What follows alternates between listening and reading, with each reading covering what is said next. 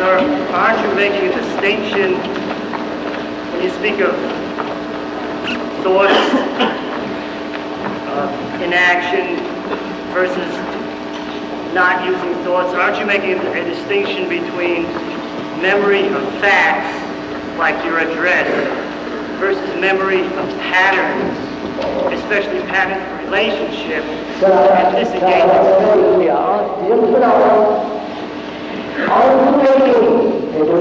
Is there a difference between memory of facts, memory as knowledge, which is the understanding of facts, and the freedom from the fact and going beyond it? Is that the question, sir? Yes. The lack of thoughts that represent patterns of relationships. I'm sorry, sir. I can't hear. There is a memory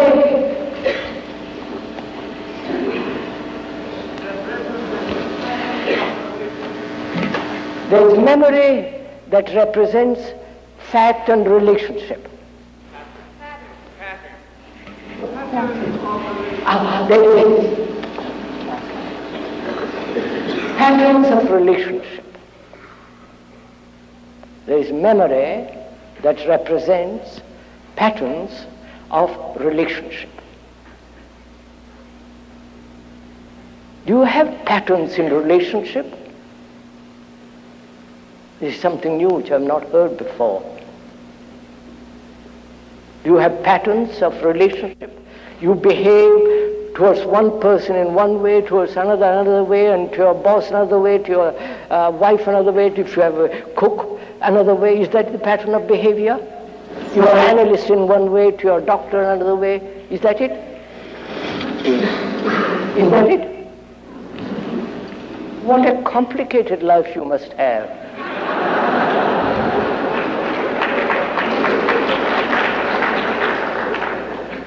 You must be changing your masks all the time, aren't you?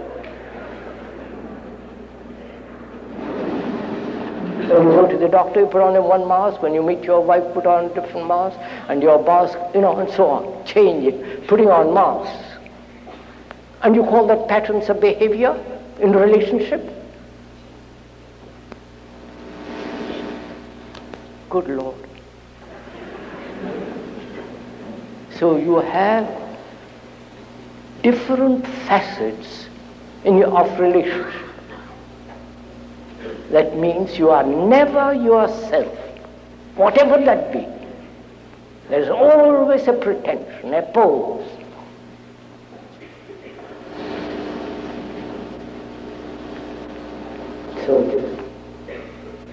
And that inevitably breeds conflict. You're different to your wife, different to your boss, different to the priest if you have one. Obviously, you're totally different to your analyst if you have one. So, you're always living in contradiction and therefore conflict. Now, when you see that, when you are really aware of that, honestly, not deceive yourself. You're actually aware that you're pretending all the time, putting on different faces all the time. When you see the falseness of it, then you see the truth that you must be yourself. Then you begin to inquire, what is yourself? Is not yourself are all these patterns? Are you following this?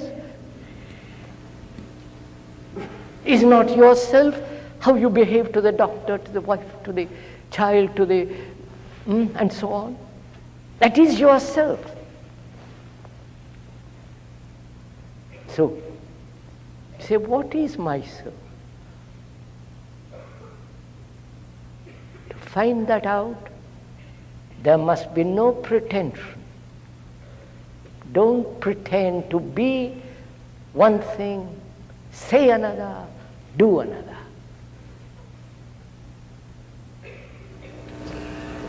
Then you will find out what you are. You'll find out what you are,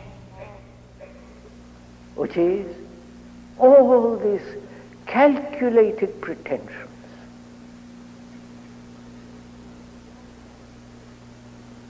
And when you go beyond all these pretensions, all these poses, all these imaginations, contriving remembrances, images, what are you at the end of it?